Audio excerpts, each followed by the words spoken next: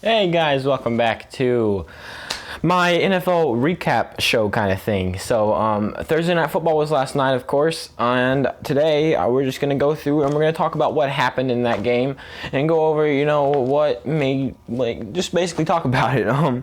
So basically last night, the Browns kind of shocked everybody and beat the Bengals 35-30. Well, not everybody. People had them winning, but it was the amount that they won by, which was 35. The amount they scored, 35-30. I don't think anybody expected either of these teams to score 30 or more points. Really, people probably thought maybe one of these teams would score more than 20 points, was probably what a lot of people were thinking. That's what I was thinking. I had the Bengals winning 21-17, if you remember my playoff predictions. Not playoff predictions, but score predictions from yesterday, which we do post every week here on the channel. Just had to put that out there. So we're going to talk about some stuff. Joe Burrow actually had to throw 61 times. He managed to get 316 yards, 3 touchdowns, and he's the first rookie quarterback since 1950 to throw over 60 times and not get a single interception. The first rookie quarterback to do that since 1950, which is pretty good. And he did, he completed 37 of them. And, he looked pretty good out there. He was completing passes left and right to Tyler Boyd, CJ Uzoma before he got injured, had a couple good catches. Their offense looked like pretty good. They did manage to score 30 points. And again, it was against this pretty bad Browns defense, but they were scoring 30 points, which is good when you see a rookie quarterback go out there and score 30 points, no matter what defense it's up against. That is good. That is always a good shine. Now, they lost the game, but that's okay. And then Baker Mayfield actually had kind of worse stats. He only had to throw the ball 23 times, and he managed to throw an interception, and he only threw for 219 yards. So, yeah, kind of like a meh performance for him out there. But for their rushing unit, Nick Chubb, who had 2 touchdowns, 124 yards, and Kareem Hunt, who had a touchdown and lots of yards, I think like 84 or something. Their running game really took off, and that was the matchup that they had the best. The Browns' running game took off, and the Bengals' defense just could not hold them. The Bengals were letting up run after big run after big run, and it was just terrible. That's at the end. The Browns are up 28-23, and all they had to do was run the clock out. They handed the ball off to Kamara like 4 or 5 times, and they were in the end zone again. Really, and then the Bengals came out the next play throwing all the time, trying to move down the field, and they barely got a touchdown in. So really, you could see this Browns offense. They just really have to pound the ball. They kind of found their way. They need to pound the ball and get Baker Mayfield. He is good enough to where he can play backup for the running game, and that is kind of what they need to do. And Odell Beckham Jr., he played like a lot of people wanted him to. He only had 4 catches, but he had 74 yards and a touchdown with only 4 receptions. He was their best wide receiver on the field. If I'm being honest, the Browns played kind of like Browns fans wanted them to. They played way better than I think anyone expected them to. That had a lot to do with the Bengals defense not being the best, and their defense didn't play really well. So really, they just heavily relied on their running game, and it paid off. And Baker Mayfield did get 2 touchdowns in there too.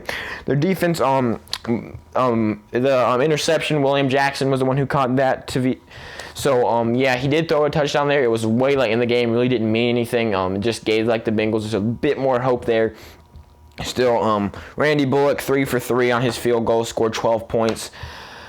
I'd say it was a pretty good game for both teams. If I was a Bengals fan, I would say, look, we went out there and we scored 30 points. Okay, that is a good sign when you have a rookie quarterback with a offense around him. Joe Mixon didn't even, he had 46 yards and 16 carries. If you send a rookie quarterback out there and you make him throw 61 times and he gets you 30 points, he doesn't throw an interception, that is always a good sign. If you are a Bengals fan, Joe Burrow is for real. From what we've seen right now, he looks like he is going to, this was a perfect pick. Even if Tagovailoa comes out here and he is way better, y'all got this is your franchise quarterback. He's way better than Andy Dalton. He's way better than Ryan Finley. And he might become one of the best quarterbacks. A lot of, like Drew Brees, a lot of these quarterbacks that we're seeing now who are legends weren't too well when they came out of their rookie season. They probably didn't play as well as Joe Burrow has now, and now he's playing really well. So if I was a Bengals fan, I'd be very, very happy about this game, and if I was a Browns fan, I'd be even more happy about this game because you actually won. So right now, if you're a Browns fan and next week they play Washington, I wouldn't be too happy about that because their defensive line is a beast and y'all's running game. So I think right now, if you're a Browns fan, you kind of just want to wait maybe till week 4. I don't know who you play, but you wait till week 4 and then maybe you start to get things rolling. But week 3 right now is really not a good matchup. So if you're a Browns fan, just know things are looking up. Ignore week 3. Y'all are almost definitely going to lose to Washington and then move on to the next week. Well, not definitely. Their offense could use some work. And if you're a Bengals fan, I mean, I'd be pretty happy. I mean, obviously, you're probably not going to go to the – I mean, you could possibly make the playoffs, but I'd wait till next offseason, and I would just hope that you guys can stack up that defense and then come in the next season with a great defense, and you already have a pretty good offense, and then you can go out there and you can really start rolling over some teams next year or toward later in this year. So I'd say, I mean – of course, it was a game. It was a pretty good game there. Well, really, it wasn't. It was kind of like the Bengals just desperately trying to come back. They scored their last touchdown with 42 seconds left. I think it was pretty entertaining. I got to watch it. I liked it. Obviously, I like any football game, but still. And yeah. Thank you guys so much for watching. We do these every week.